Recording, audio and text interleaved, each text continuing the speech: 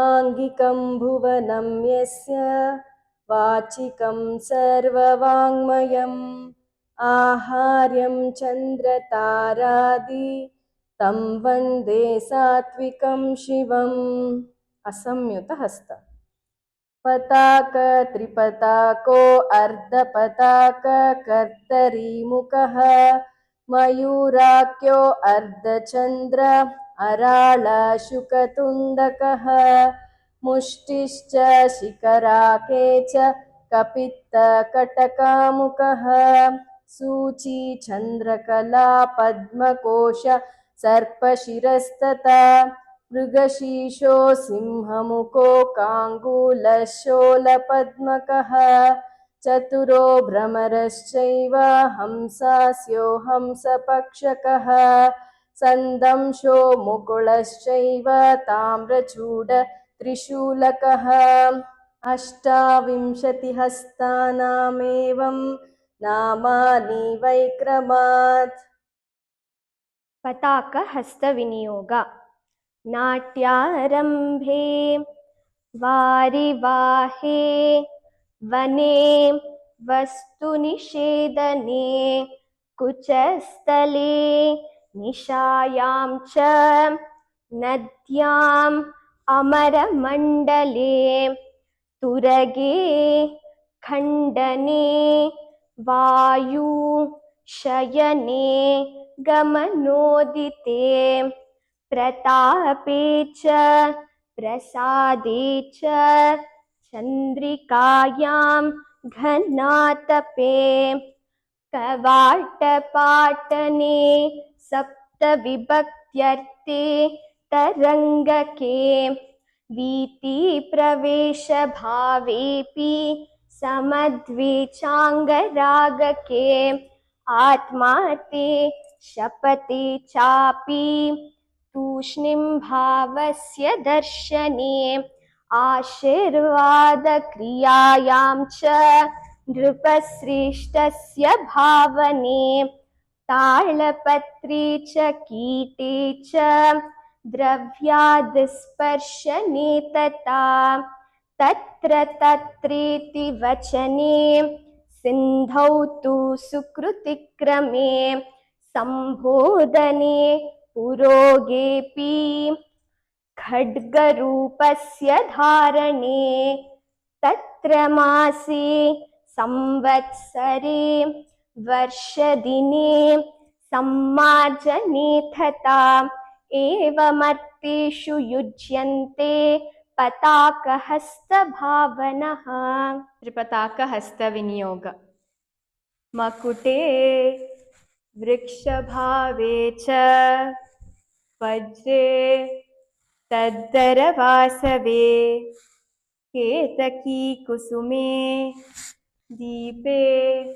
वर्णिज्वालावृजम्बने कपोले पत्रलेखायां बाणार्थे परिवर्तने स्त्रीपुंसयो समायोगे युज्यते त्रिपताककः। अर्धपताकहस्तविनियोग पल्लवे पलखे तीरे उभयोरिति वाचके क्रकचे चूरिकायां च ध्वजे गोपुरशृङ्गयोः युज्यते अर्धपताकोऽयं तत्तत्कर्म प्रयोगतः। कर्तरिमुखहस्तविनियोग स्त्रीपुंसयोस्तु विश्लेषे विपर्यासपदेऽपि च लुण्ठने नयनान्ते च मरणे भेदभावने विद्युदर्थे एकशय्या विरहे पतने तथा लतायां युज्यते चायं कर्तरी मुख इष्यते। मयूरहस्तविनियोग मयूरास्ये लतायां च शकुने वमने तत अलकस्यापनयने ललाटतिलकेषु च नेत्रस्योदकविक्षेपे शास्त्रवादे प्रसिद्धके एवमर्त्येषु युज्यन्ते मयूरकरभावनाः अराळहस्तविनियोग विषामृतादिपानेषु प्रचण्डपवनेऽपि च युज्यते अराळहस्तोऽयं भरतागमकोविदैः शुकतुण्डहस्तविनियोग बाणप्रयोगे कुन्तार्ते आलयस्य स्मृतिक्रमे मर्मूर्ध्याम् उग्रभावेषु शुकतुण्डो नियुज्यते मुष्टिहस्तविनियोग स्थिरे कचग्रहे दाढ्ये वस्त्वाधीनां च धारणे मल्लानां युद्धभावेऽपि मुष्टिहस्तोऽयमिष्यते शिखरहस्तविनियोग मदने कार्मुखे स्तम्भे निश्चये पितृतर्पणे ओष्टे प्रविष्टरूपे च रदने प्रश्नभावने लिङ्गे नास्तेति वचने स्मरणे अभिनयान्तरे कटिबन्धाकर्षणे च परिरम्भाविदौरवे शक्तितोर्मरयोर्मोक्षे घण्टानादे च पेशने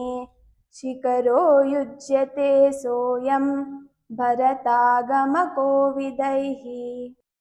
कपित्थहस्तविनियोग लक्ष्मां चैव सरस्वत्यां वेष्टने ताळधारणे गोदोहने अञ्जने च लीलाकुसुमधारणे चेलाञ्चलादिग्रहणे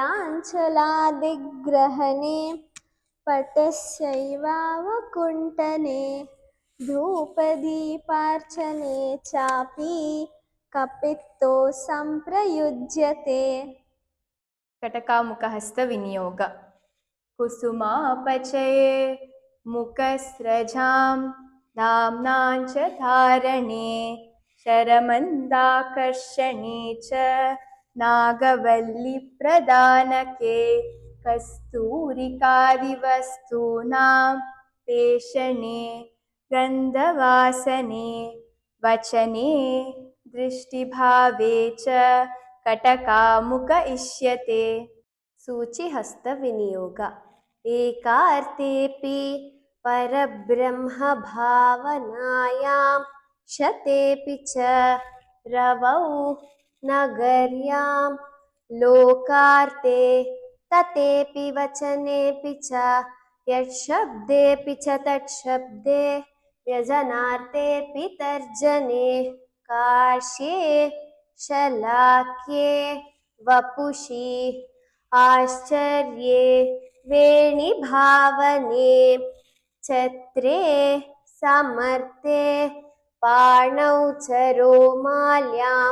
भेरिवादने कुलालचक्रभ्रमणे रथाङ्गे मण्डले तथा विवेचने दिनान्ते च सूचिहस्तप्रकीर्तितः चन्द्रकलाहस्तविनियोग चन्द्रे मुखे च प्रादेशे तान्मान्तान्कारवस्तुनि शिवस्य मकुटे गङ्गानद्यां च लघुदेवी च एषां चन्द्रकला चैव विनियोद्या विधीयते पद्मघोषहस्तविनियोग फले बिल्वकपित्तादौ स्त्रीणां च कुचकुम्भयोः वर्तुले कन्दुके स्थाल्यां भोजने पुष्पकोशके सहकारफले पुष्पवर्षे मञ्जरिकादिषु जपाकुसुमभावेऽपि घण्टारूपविधानके वाल्मीके कुमुदे अण्डे पद्मकोशोऽभिधीयते सर्पशीर्षहस्तविनियोग चन्दने भुजगे मन्द्रे प्रोक्षणे पोषणादिषु देवश्रुतकदानेषु हास्पाल्ये गजकुम्भयोः भुजस्थाले तु मल्लानां युज्यते सर्पशीर्षकः मृगशीर्षहस्तविनियोग स्त्रीणामर्ते कपोले चक्रे मर्यादयोरपि भीते विवादे नेपथ्ये अवासे च त्रिपुण्ड्रके मुखामुखे रङ्गवल्ल्यां पादसंवाहनेऽपि च सर्वसम्मेलनकार्ये मन्दिरे छत्रधारणे सोपाने पदविन्यासे प्रिय आह्वाने तथैव च सञ्चारे च प्रयुज्येत भरतागमकोविदैः सिंहमुखहस्तविनियोग विद्रुमे मौक्तिके चैव सुगन्धे अलकस्पर्शने आकर्षणे च पृशति मोक्षार्थे हृदि संस्थितः होमे शशे गजे दर्भचलने पद्मधामिनि सिंहानने वैद्यपाकशोधने सिंहवक्त्रकः काङ्गुलहस्तविनियोग लकुचस्य फले बालकुचे कल्हारके तथा चकोरे क्रमुके बालकिङ्किण्यां घण्टिकादिके जातके नारिकेले च काङ्गूलो युज्यते करः अलपद्महस्तविनियोग विकचाब्जे कपित्तादिफले आवर्तके कुचे विरहे मुकुरे पूर्णचन्द्रे सौन्दर्यभावने धम्मिल्ले चन्द्रशालायां ग्रामे उद्धटकोपयोः तटाके शकटे चक्रवाके कलकलारवे श्लाघने शोलपद्मश्च कीर्तितो भरतागमे चतुरहस्तविनियोग कस्तूर्यां किञ्चिदर्थे च स्वर्णे ताम्रादिलोहके अध्रे खेदे रसस्वादे लोचने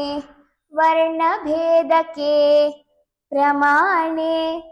सरसे मन्दगमने शकलीकृते आसने घृततैलादौ युज्यते चतुरः करः ब्रह्मरहस्तविनियोग ब्रह्मरे च शुके पक्षे सारसे कोकिलादिषु ब्रह्मरव्यदहस्तोऽयं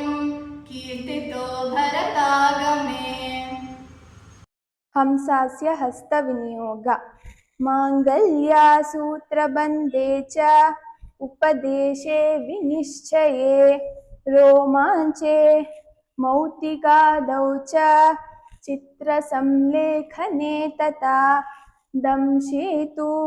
जलबिन्दौ च दीपवत्तिप्रसारणे निकषे शोधने मल्लिकादौ रेखावलेखने मालायां वहने सोऽहं भावनायां च रूपके नास्तेति वचने चापि निकषानां च भावने कृतकृत्येऽपि हंसास्या ईरितो भरतागमे हंसपक्षहस्तविनियोग षट्सङ्ख्यायां सेतुबन्धे च नगरे काङ्कने तत विदाने हंसपक्षोऽयं कीर्तितो भरतागमे सन्दंशहस्तविनियोग उदरे बलिदाने च वृणे कीटे मनोभये अर्चने पञ्चवक्तव्ये सन्दंशाख्यो नियुज्यते मुकुलहस्तविनियोग कुमुदे भोजने पञ्चबाणे मुद्रादिधारणे नाभौ च कदलीपुष्पे युज्यते मुकुलकरः ताम्रचूडहस्तविनियोग कुक्कुटादौ बके काके उष्ट्रवत्से च लेखने युज्यते ताम्रचूडाख्य करो भरतवेदिभिः त्रिशूलहस्तविनियोग बिल्वपत्रे त्रित्वयुक्ते त्रिशूलकर ईरितः